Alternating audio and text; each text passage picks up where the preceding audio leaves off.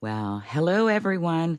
Welcome to another episode of Connections and Conversations. I'm so glad to have with me today Susan Bordson, who is someone that has been a part of our community for quite some time. And we lean on her for a lot of information around media and journalism. And that's why I've asked her here today. I'm so glad that she could join and talk to us a little bit about it. So, welcome, Susan, and say hello and give people just a little bit of background about yourself. Well, hi, Dee. Thank you so much for inviting me to be part of this. I'm really excited to have this conversation today because it's something that I think is very critical right now in our world and especially in our country. And I just feel really honored that you invited me to be part of the conversation. So I started out my career in news promotion for the local CBS affiliate here many years ago. And I worked in the Twin, which is a relatively large market. But it was also known for producing a lot of excellent award-winning investigative journalism. We kind of became the minor leagues farm team that sent a lot of journalists to major networks and markets and had a great reputation. And at that time, news production was seen as a critical, vital resource in the community, something to be valued. And I went into that with this idealistic mindset that we were providing a great public service in covering important things happening in our local region. After I left working in TV news production, promotion production, I went to a company that worked on communications project for large corporations that were involved in employee improving their performances. Communications for national sales meetings, annual meetings, that sort of thing. And there I learned working with Fortune 500 and 100 companies that working in the broadcast industry did not really teach me anything about the rest of the corporate world and basic best practices and things about marketing. That at that time broadcasting was an industry sector that was very, very different from most other corporate sectors. So that was kind of an awakening for me and a big learning curve. And then after that I worked for HBO Asia, launching pay television in the Southeast Asia region of the world. And then more recently in my life, I kind of been working as a freelance communication consultant for large nonprofits, some of them international, just speech writing, producing videos that storytell about the organization and that sort of thing. But accuracy in communication and the morals and principles involved with that and the importance of it is something that's very close to my heart and something that I'm highly concerned about how it's impacting things about our public governance at this time. Absolutely, which is why I invited you here, because I think it is important that we as citizens have media literacy. I think citizens in the US are not that savvy as a whole. And I think it's important that we become more media literate. And so I wanted to talk to you a little bit today. And first, we want to kind of start off with an overview of where we are right now as far as journalism and media as it, pertains to the sources that we have traditionally kind of relied on to go to places for news. Can you talk a little bit about that? There are so many big trends happening now. Just like many other sectors, we're seeing change at a rate that is faster and almost harder to audit and examine as it's evolving. And a lot of that has to do with the convergence of different sectors as tech has evolved and has crossed over into these big Venn diagrams of media and news production and how it's distributed gets involved with the tech aspect of it. It has created this churn of change at the rate this past decade has far surpassed the rate of change, let's say from the 60s, 70s, 80s, and 90s. So that's one of the biggest things is the rate of change. And that has influenced audience choices and behaviors, and our audience choices and behaviors then turn around and impact content that we see. And so overall, the biggest thing I'm concerned with is that we have sort of a cultural crisis, and I say cultural because it's not, communication is a two-way street. So there's the people that create the content and the information and the news we consume, and then we have there's supply and demand, and the Right. audience creates the demand side of it. And so we have a cultural crisis with the devaluation of accurate information and news. And a lot of times accuracy is not winning the day in the overall attention economy. Accuracy is not what has been driving clicks and engagement metrics, but clicks and engagement metrics are what determine profitability. So the people that produce any kind of content, any kind of information, and the news industry is a subsector in the attention economy, they are not incentivized to give us accuracy. That's not the top priority. The top priority is just making it compelling somehow. And overall, it's Right. And as you said, I know one of the conversations we used to kind of dig into a little bit when you would join us in our Good Trouble chat was how we respond to certain things and how that drives what they give us, as you said, supply and demand, and that it is not necessarily as profitable for companies to center, it like newsmaking is just not a profitable industry any longer. Do you want to talk a little bit about that and our role in that? Sure, I would. First of all, when we get frustrated with headlines that we don't think are quite accurate or are misleading, even from newsrooms that would like to view themselves or hope that they're viewed as less partisan, because we know there are very partisan outlets. The thing to understand is there are very many layers of ownership above, layers of management, layers of ownership above the people writing those headlines. And so it can feel like when we might have a valid point about a misleading headline and that sort of thing. The big picture is that Paramount, that owns CBS News, for example, has been losing billions of dollars. Warner Brothers Discovery, that owns CNN, has also been losing huge amounts of money, and that rate of loss has been increasing.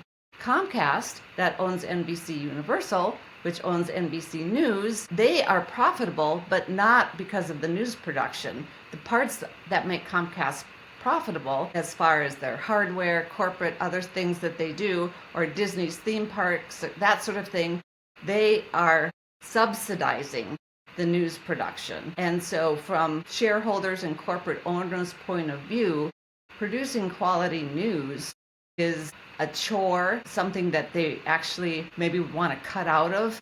That's why they're moving more towards trying to find content that's profitable. So you see them moving into entertainment and sports.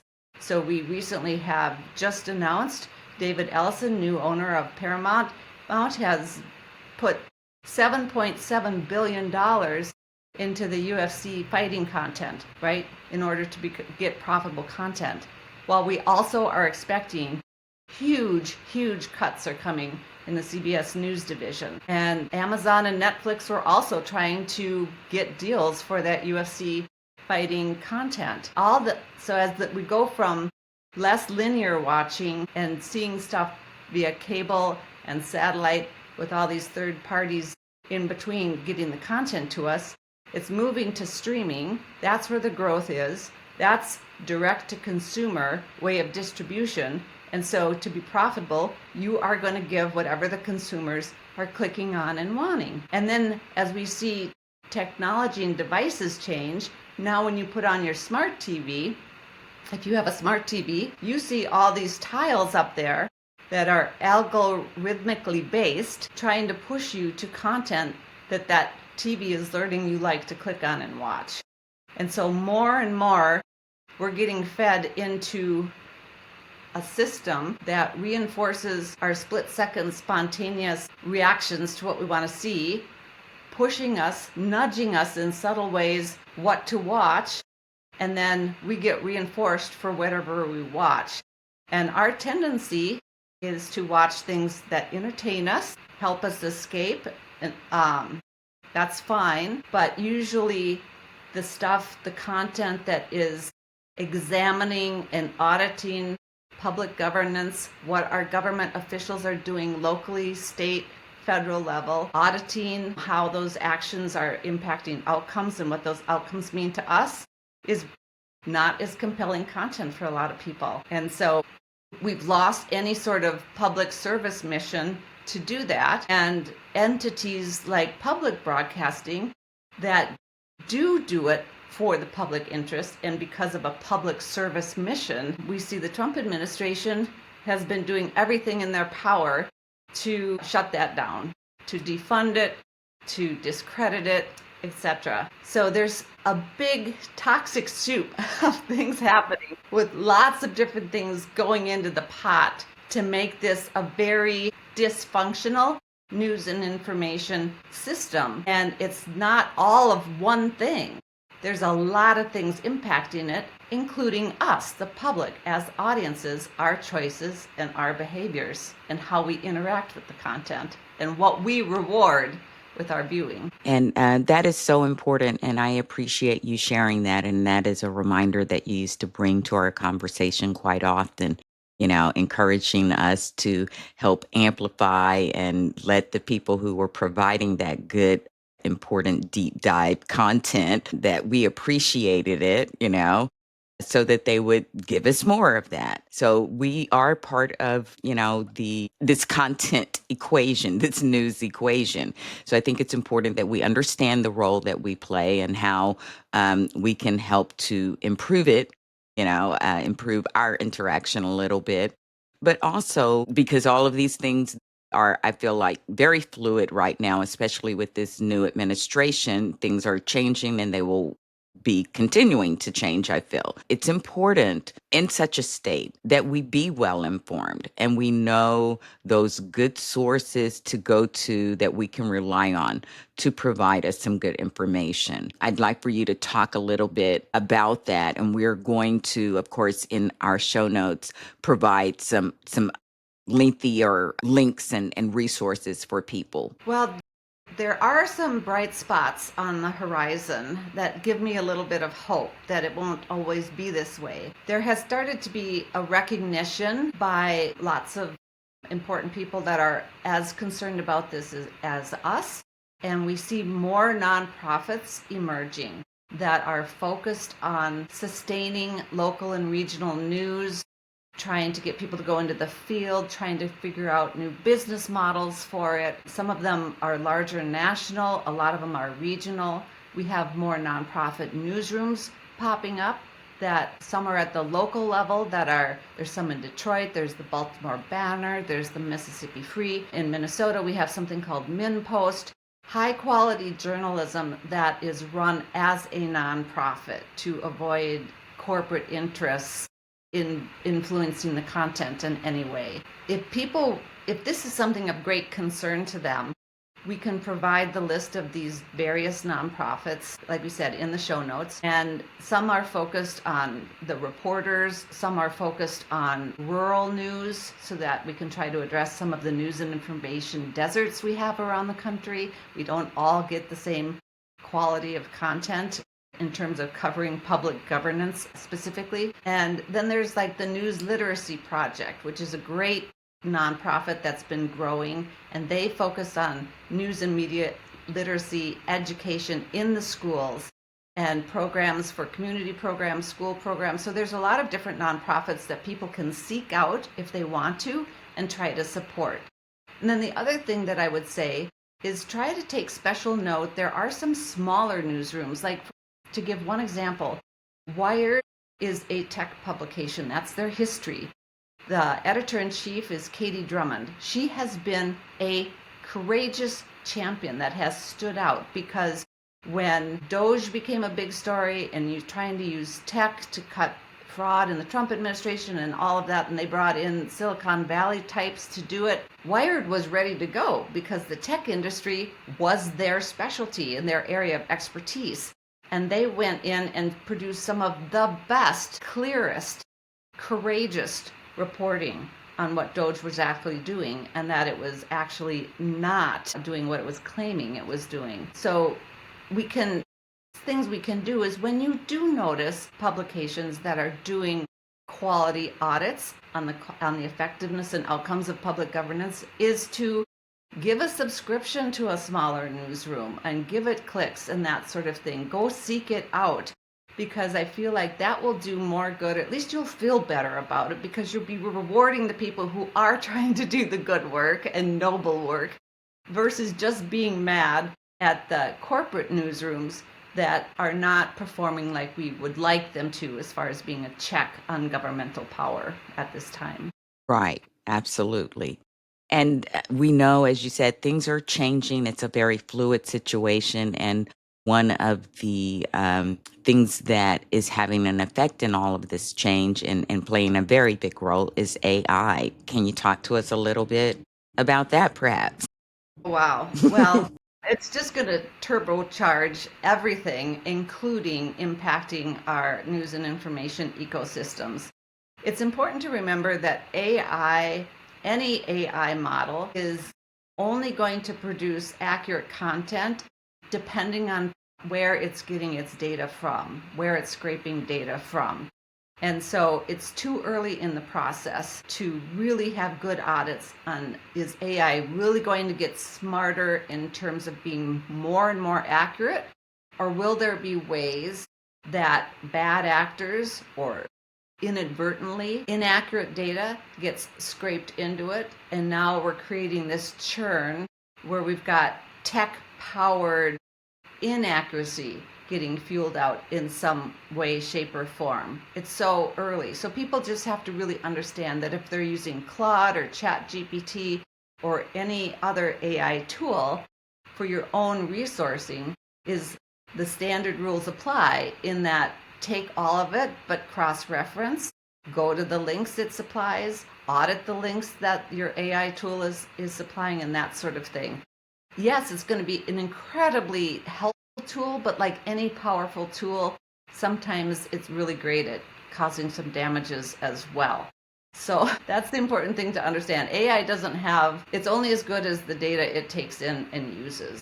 Exactly. Garbage in, garbage out. And I just heard on one of the podcasts that I listened to is that ChatGPT has now offered the government a big discount if they'll choose that AI tool. And right now, AI is so expensive that it's operating as, it's not a profit maker yet. But the investors and owners of these AI platforms believe so much in its future critical nature of it that they're still just pouring millions and millions of dollars into it, tons of resource into it, thinking about the future. Well, ChatGPT wants to get the government locked into using ChatGPT as its AI source, even if it creates even more loss for ChatGPT, OpenAI at this point, because they want that huge scale long term.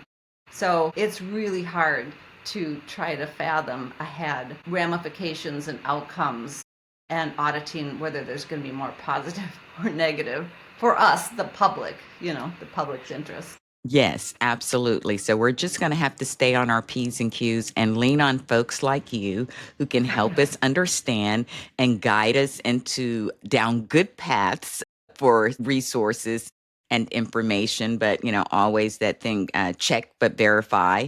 And as we close out here, I'm so glad that we had an opportunity to share this information with the audience because I do think that it is very important that we all really increase our media literacy and help, to share that with others because we're in an information war and, having access to good, factual, truthful information is very important. So as we close out, I would like for you to kind of share with the audience some closing thoughts, insights, tips that you might want us to remember.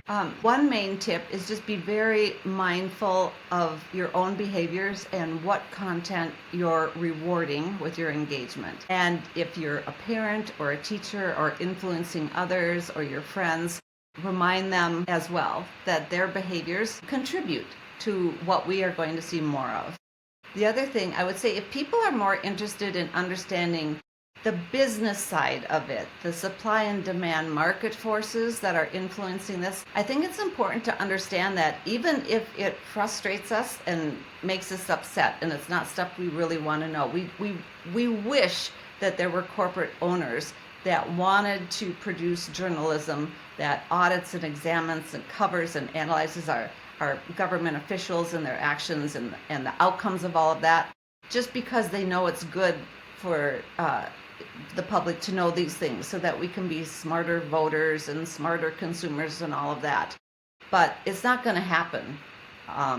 And so, but I do think it's good to understand what's going on, because that's a big part of what makes us smarter about being consumers. Right now, the commodity isn't the content. You have to think about our attention is the commodity. The Yes. economy is our attention. Reward is entertainment and sports content. That is what we will see more of.